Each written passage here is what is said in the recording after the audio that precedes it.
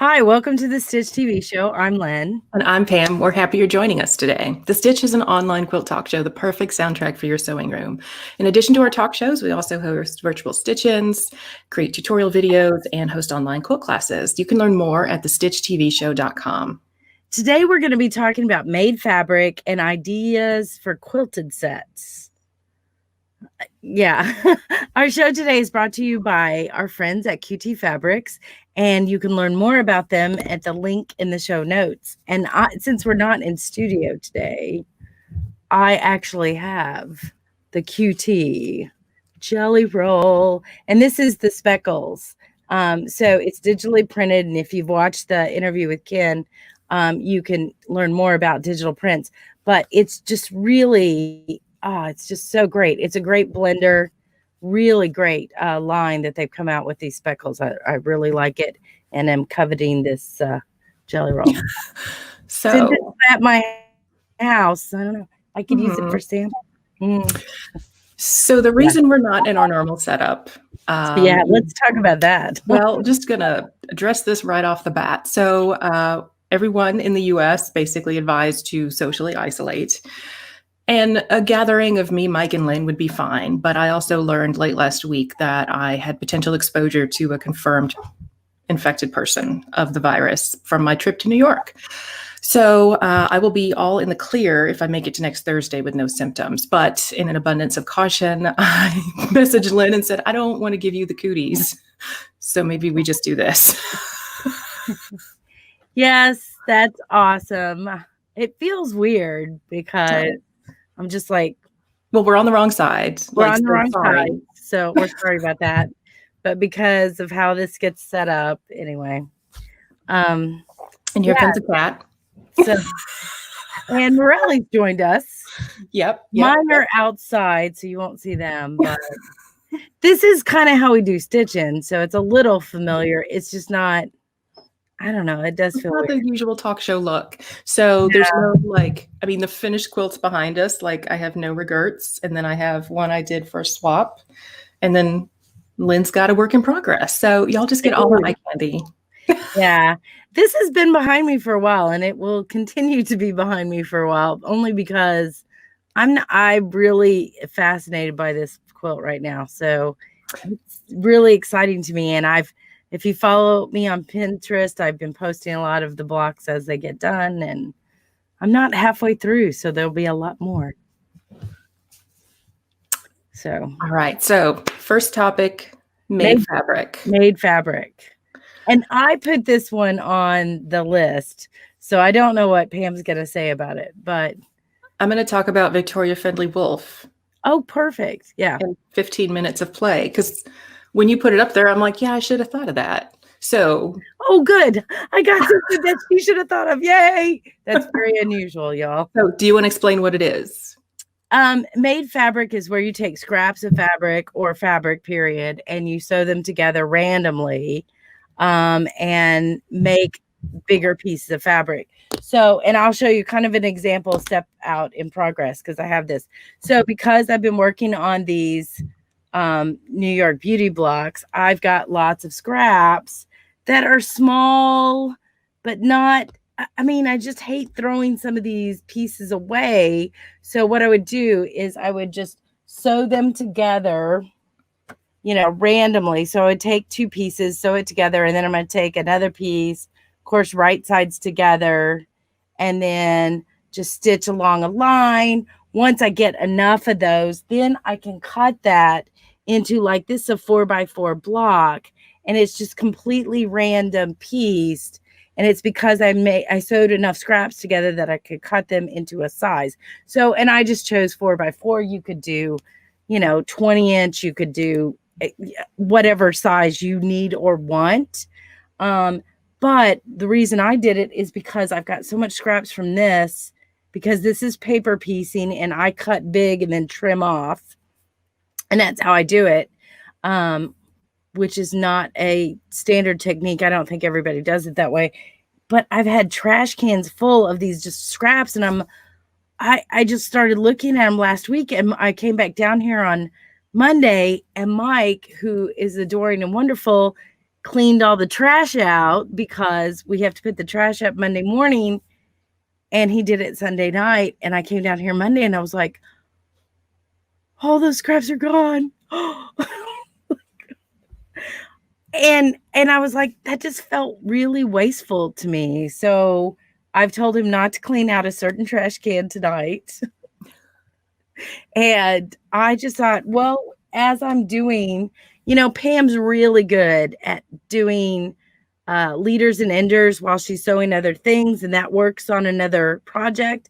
And I thought, these scraps I can just sew together and then trim them down.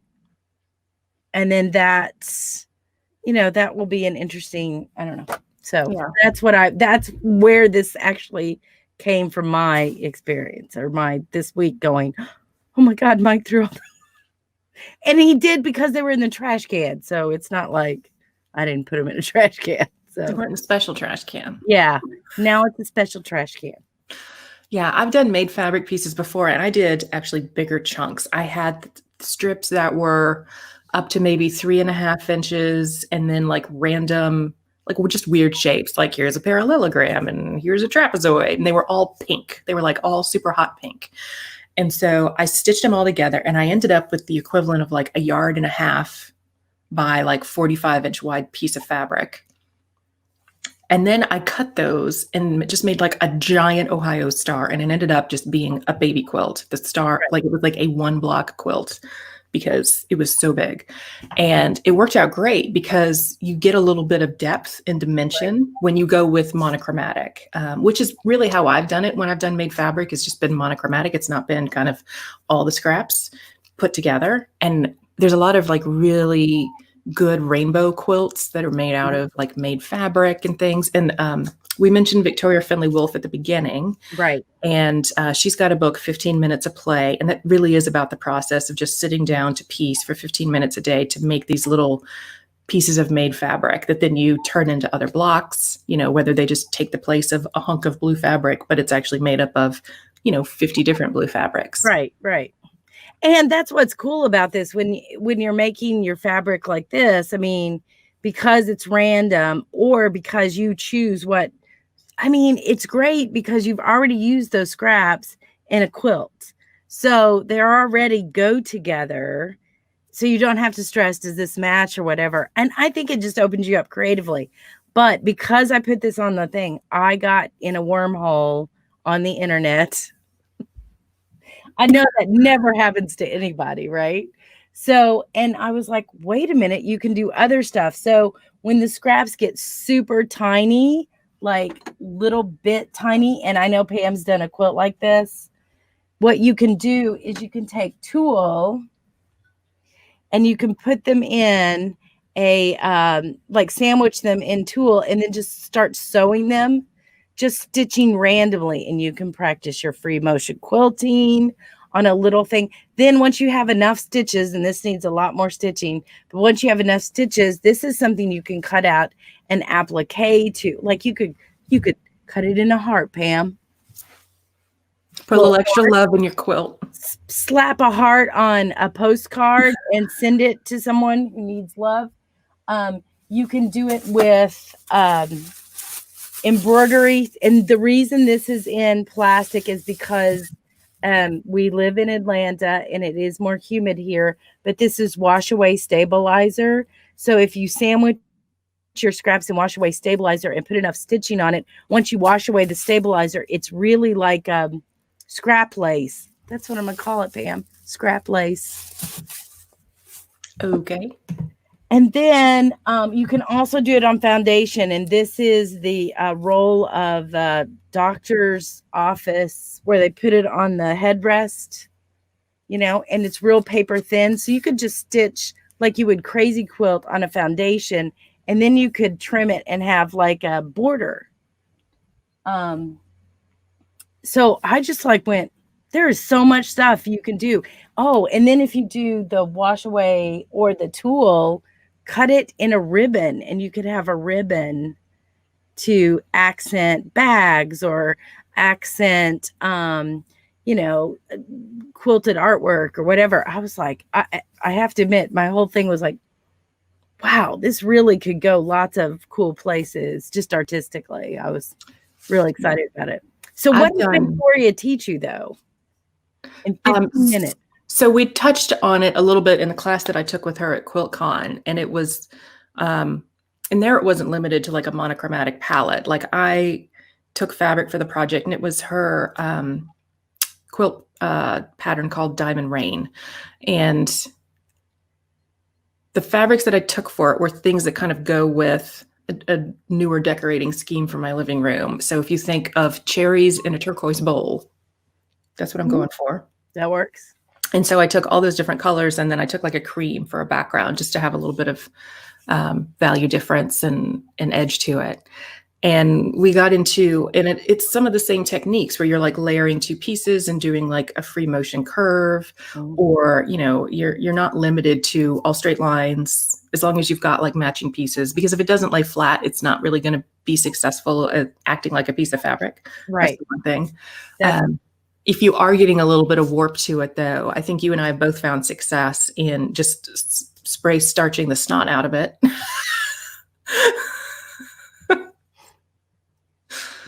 Yes. Spray starch is your friend. It is. And this bottle, I don't even know who makes it, but it's a mister, and it makes your spray starch go longer, last longer, because you're not using as much as the normal. It sends it out in a finer mist. Yeah. Yes, as the normal, not sponsored by. We're sitting right in the sewing room where I do all this, so it's easier to grab stuff. So one of the things that I've done more recently, because we did so many videos back at the end of the year around putting quilted pieces on canvas, I went out and got like a 12-pack of 5-inch little canvases. Oh, yeah. And I'm part of a swap for May the 4th, which is unofficially Star Wars Day. And so I did a little bit of made fabric piecing to just do like kind of a cream color background. I had a bunch of strings and some couple other chunks that I stretched around the canvas and then put like a solid black applique over it. I can't show it because the swap's not done yet and I don't want to spoil anything. But using it in that way just to provide a more interesting background. I think the background for Dresden Garden kind of looks like that. I had all cream fabrics and I was piecing together 2-inch and 3.5-inch and 5-inch squares to kind of make the background for that. And it adds a little bit of depth to it as well. So it doesn't always have to be the focus of your project. It can be a more interesting background too. I completely agree. I just think as quilters, I know for me, I hate to throw away scraps. And I was thinking of this too, because you and I had a conversation back a couple of episodes ago about how you deal with scraps and you cut them into specific sizes. And I'm like, I don't do that because I tried and it bugs me.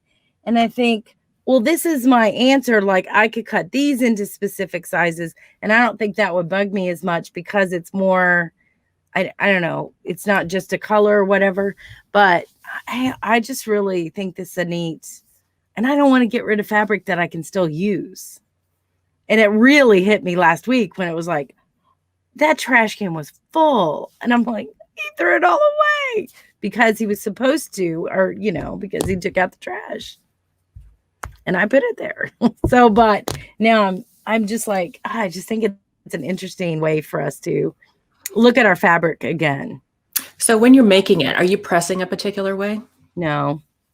Please. You're just kind of pressing how it wants to lay. Yeah, I don't. Yeah. Now I will trim off. Yeah, because you can see the back of this is not pressed light or dark. It's just, I will trim off like an extra bit. Like if there's more here, I will just try to cut that to what looks like 1/4 of an inch. And let's be honest with you. Let me try to get this in the camera right. That's not 1/4 of an inch right there, but nobody. Yeah, you can't be precious about it. I mean, you can, but then you're kind of losing the idea of play that Victoria brings to it. You're being very prescriptive about it. And there's nothing wrong with that. If that's truly what you want to do, we're just saying like, you can let a little of that go. I wouldn't go smaller than an 1/8 inch seam allowance because then there's a chance that the seam's going to separate. Yeah, it'll pop or whatever.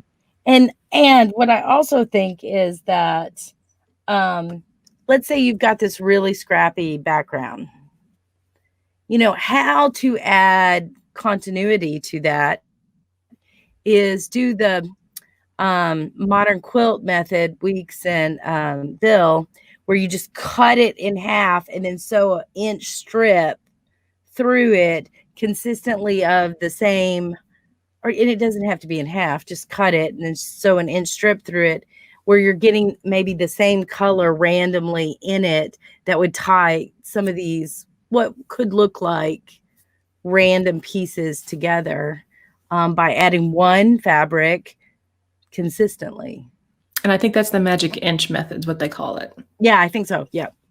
And the math works out that the size of your piece doesn't increase because when you insert that strip in, you're actually taking out an inch worth of seam allowance for quarter-inch pieces, but you're making it up by putting that piece in. So your end piece should end up the same size, assuming you have a good quarter-inch seam. Correct. And that's where you do need to be particular about your seam if you're doing that. But I think that would add a continuity to it. So if you're making, like, let's say 10-inch blocks of scrap fabric and you want to put those all together in a quilt, but you're like, woo, that's kind of crazy. So if you cut randomly through the block and add an inch of fabric that's all the same, or that's from a same color group or something, you can tie those blocks together really nicely in a very modern way, actually. Yes. Yeah. So I don't know. I just got real excited about this week, and I was like, there's a lot more to not let. And I think that's what our ancestors did, really, because they used every bit of fabric that they could. I mean, I have seen pieces of quilts where they ran out of this in a certain size, and they seam the same material together to cover that block, and it's pieced within the unit for the, if it's supposed to be a half square triangle, there's two pieces of this same fabric that make up one of the sides of the half square triangle. So they were very judicious in how they saved their fabric because it was a precious commodity, really. Yeah. Because I know you're better at this than me. I don't know that that's true. I don't know what you're going to say. In terms of putting the prints together and having confidence that they look okay, any tips to share? Yeah. Like if you're using prints to make this with solids, it's like, oh, well, colors look good together. But right. Either stick to a color family or stick to a theme. So if it's all random, put one thing in there that's going to be consistent. Like behind me, I don't know which way is the best way to go. Behind me, it looks completely random, and there is no repeated fabric. Like I've consciously not repeated a fabric on purpose. But if you'll notice, orange is a consistency in it. So in every block, there's orange. In every block there. So that's my constant. It's actually 3 constants, but I think orange is the brightest, so it stands out the most. But there's always orange, there's always purple, there is always green. That's my consistent. So, and I don't care what color of orange, purple, or green, just that it is. So that I think, so if you have some constant, some plumb line, some thing that everything connects back to, I think that gives you freedom to go. And, let's be honest, Pam, I didn't start here. I've been doing scrappy, and I challenge myself. I've been doing scrappy stuff for a while, going, I wonder if I can pull this off. So, but I really think if you're going to do that, then your constant could be a solid blue, and it's the same solid blue, and you're going to throw whatever color you like against that solid blue. But because you're using that solid blue within that block every time, it's going to look great.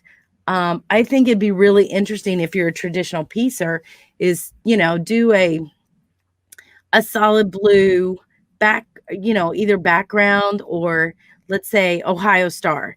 Every Ohio Star is the same solid blue, but every background, some color that, or some fabric that you love with that, and so it's all different.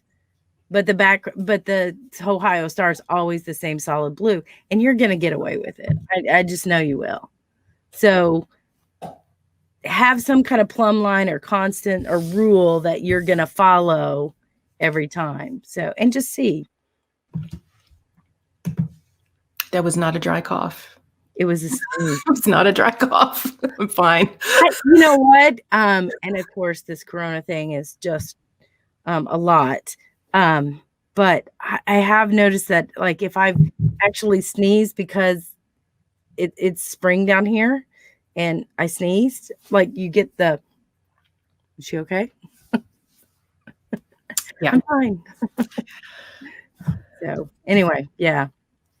All right. Any other final thoughts on made fabric? No. Let's see. I talked about you can make it with tulle, water soluble stuff. You can do it on foundation. Oh, you can also do, I mean, really, I think part of this is just like crazy quilting in a lot of ways. So you can also use it on, I do a lot of crazy quilting on batting. So I'm already quilting it as I go. So that's just, you can do that as well. Cool. Well, normally we'd take a mid-show break right now, but you know, in the absence of that, here is an awkward segue.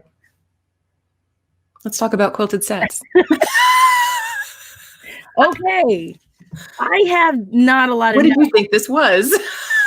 I read it and went, is she talking about making pillowcases? Yes. Almost. Right. Not necessarily as limiting. So this came about because when you first put it down, I was like, okay, what am I sending along with this quilt? That it's a full thing. Right. So I automatically went pillowcase. I always, if I'm giving something away, I'll make a pillowcase to go with it. So I made this quilt a while ago, and I can't show it because it's king size, and I'm in a very small space. But I did just kick the cat off of it. Oh. And because of that particular pattern, which is called faceted jewels, it's all half square triangles and flying geese and V blocks and like 4 patches. It's a pretty simple pattern, but it looks really dynamic, and you get like a circular effect without having curved piecing. And the method that I used to make all of those was like a sew and flip method. And so there was a ton of leftover triangles. Oh, right. Yeah. Because I made little. Yeah. Yeah, you get that little extra triangle, just sew those together. Yes. Bonus triangle. And I started thinking, you know, it's not the same pattern by any means. It's all just little half square triangles sewn together in a king size sham. But I also know that you're really good about making pillowcases out of leftover fabric for like storage or for gift giving. Yep. And I got to thinking about like, what are all those other things that you can make as like accessories for your quilt out of those fabric bits? Well, I was thinking about that, and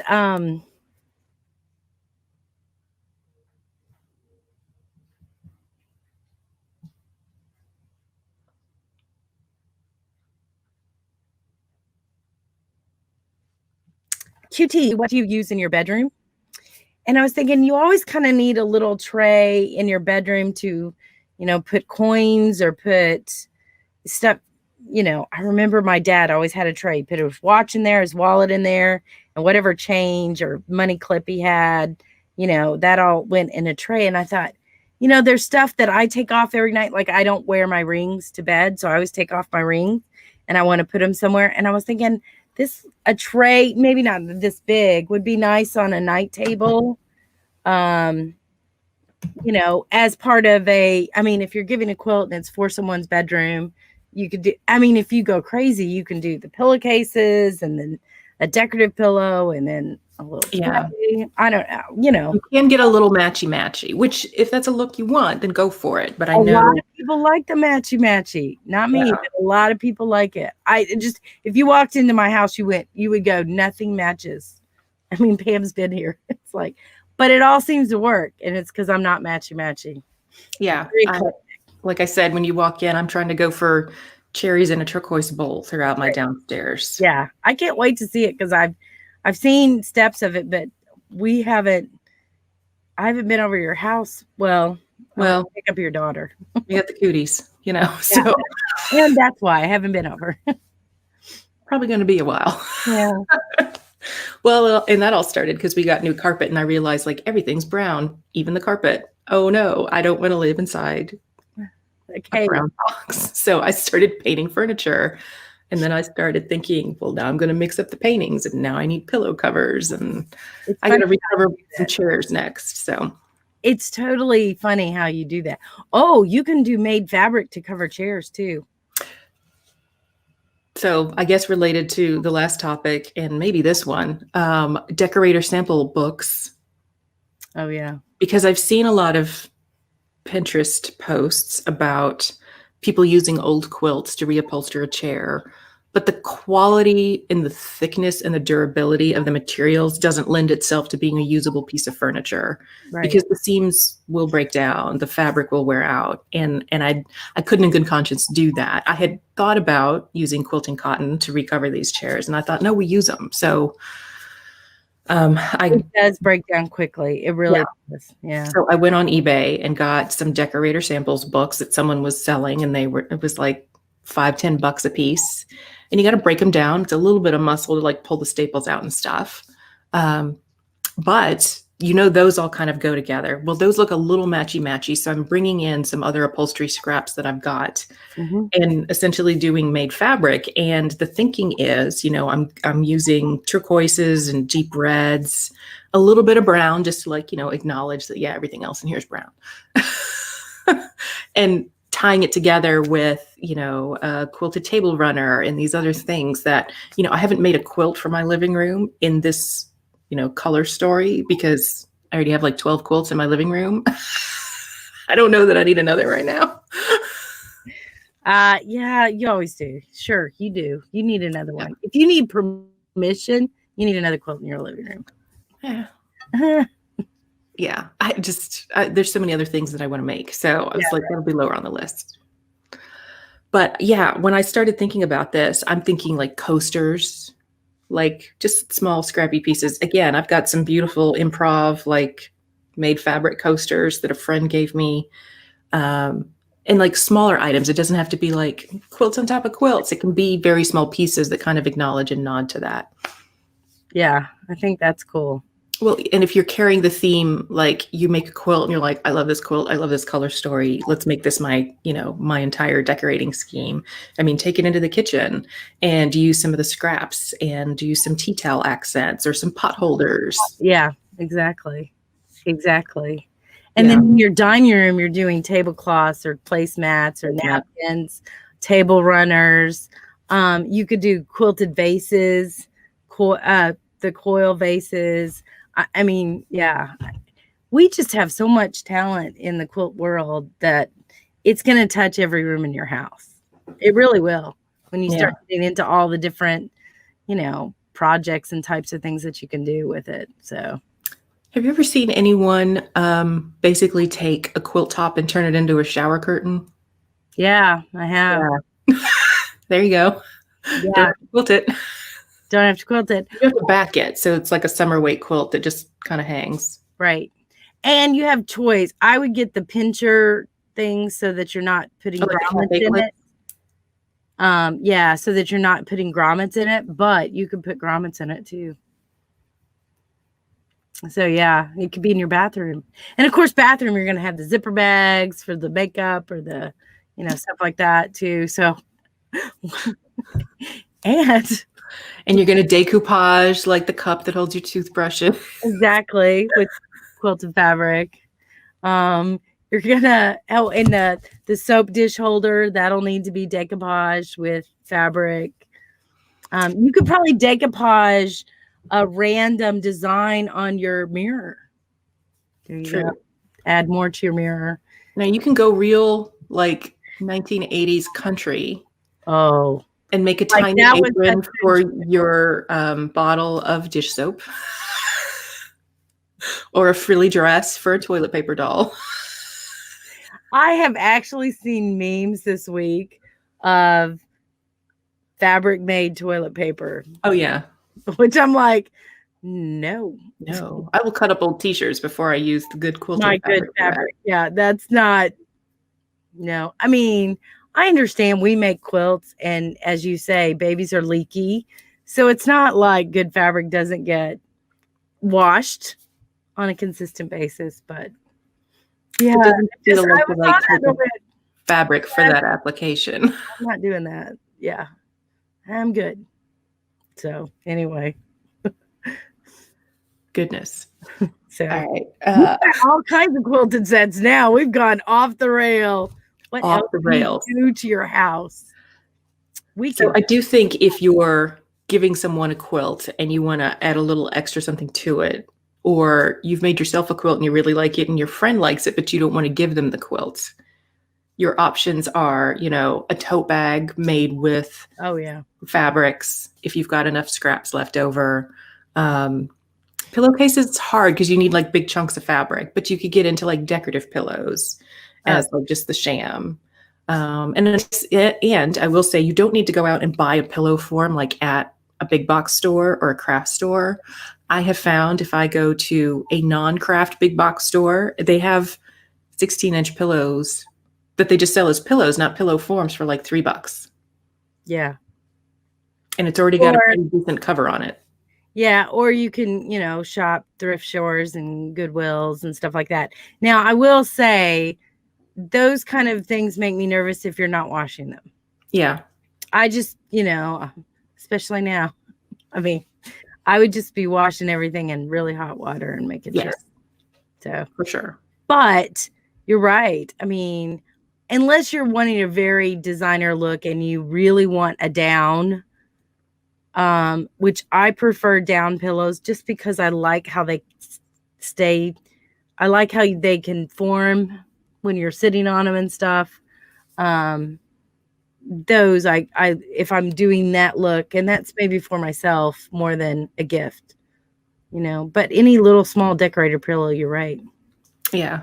And that's a good way to give a gift to your friend without giving them the whole quilt. And you know what else is really good with scraps, talking about pillows, is if you do the